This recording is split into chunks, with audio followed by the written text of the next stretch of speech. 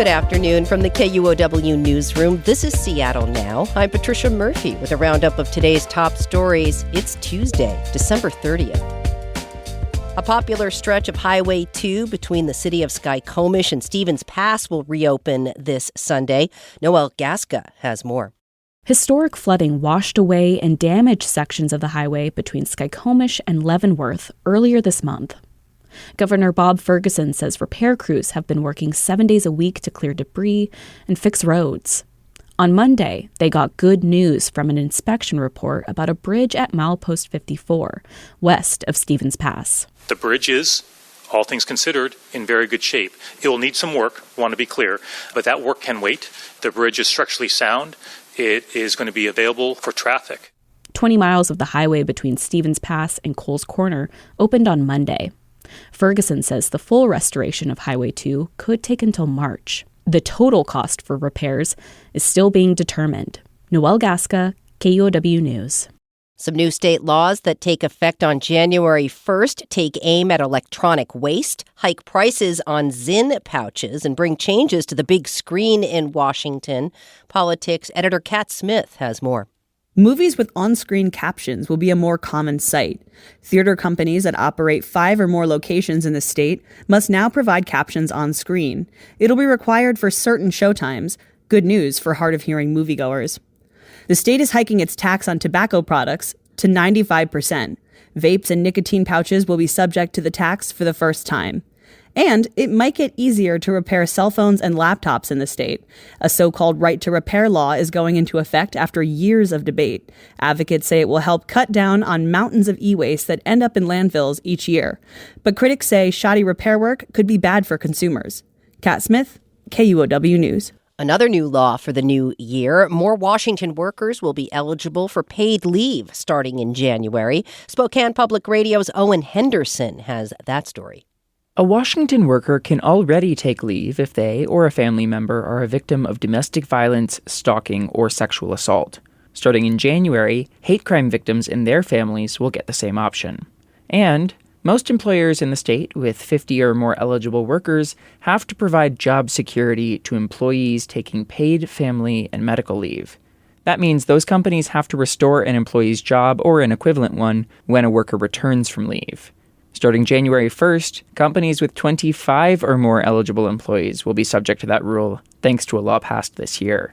State legislators also expanded which employees are eligible. Instead of requiring someone to work for a year to qualify for job protection, starting in 2026, employees only need to work 6 months for eligibility. The expanded leave programs are among several other labor laws signed this year, including one guaranteeing striking workers 6 weeks of unemployment benefits. I'm Owen Henderson, reporting.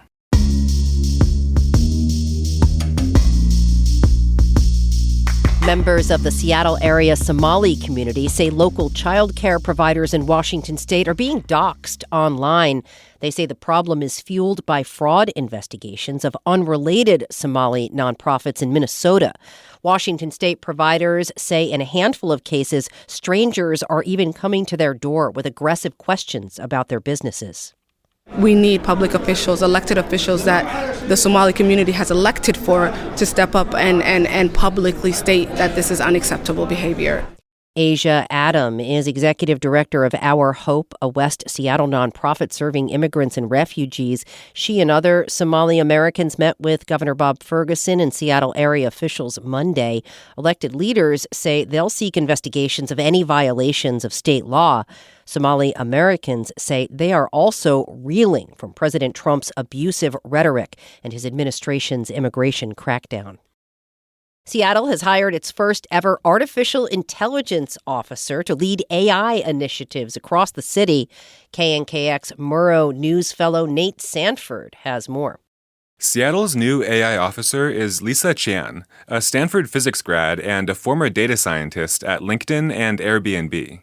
Chan will oversee AI usage across all 39 city departments. She'll be tasked with educating city employees and establishing ethical AI standards. She'll advise the mayor and the city council on AI governance decisions and oversee rollout of various AI pilots across the city. Outgoing Mayor Bruce Harrell announced the creation of the new AI officer position in September as part of the rollout of Seattle's ambitious AI plan. The roadmap calls for the technology to be used for a variety of city services, including permitting, 911 dispatch, and traffic accident prevention. In a statement on LinkedIn, Chan says she's committed to ensuring that AI serves Seattle's residents, businesses, and city operations in a way that's both effective and trustworthy.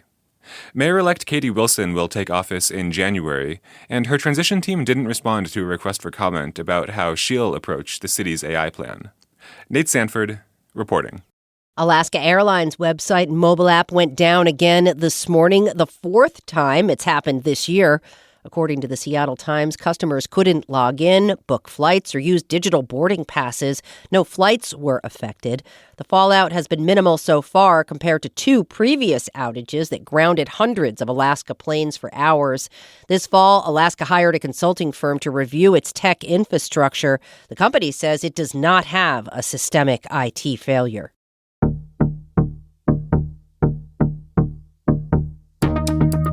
Washington residents have a chance to weigh in on the fate of an imperiled species. The State Fish and Wildlife Department wants public input on whether the Canada lynx population still needs protection from being hunted. Species lead Jeff Lewis says the cats are classified as threatened at the federal level but endangered at the state level. And he says maintaining their protections is often less controversial than for other predators like wolves. Lynx don't prey on cattle or sheep. They occur in high elevation forests outside of places where people tend to graze cattle.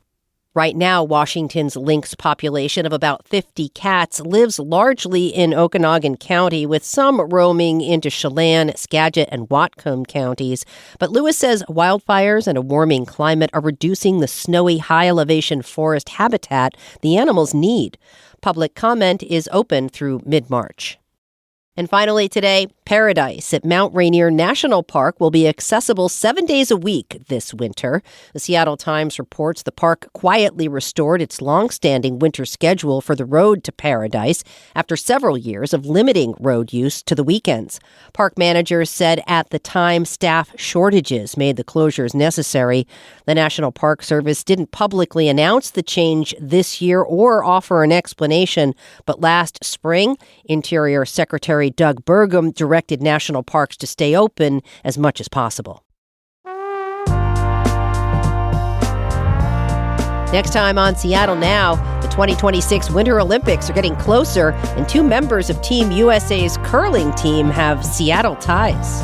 I'd say curling is, it's known for the brooms, the sweeping, the ice. Probably the third most thing it's known for is the yelling. More about the yelling and all things curling Wednesday morning.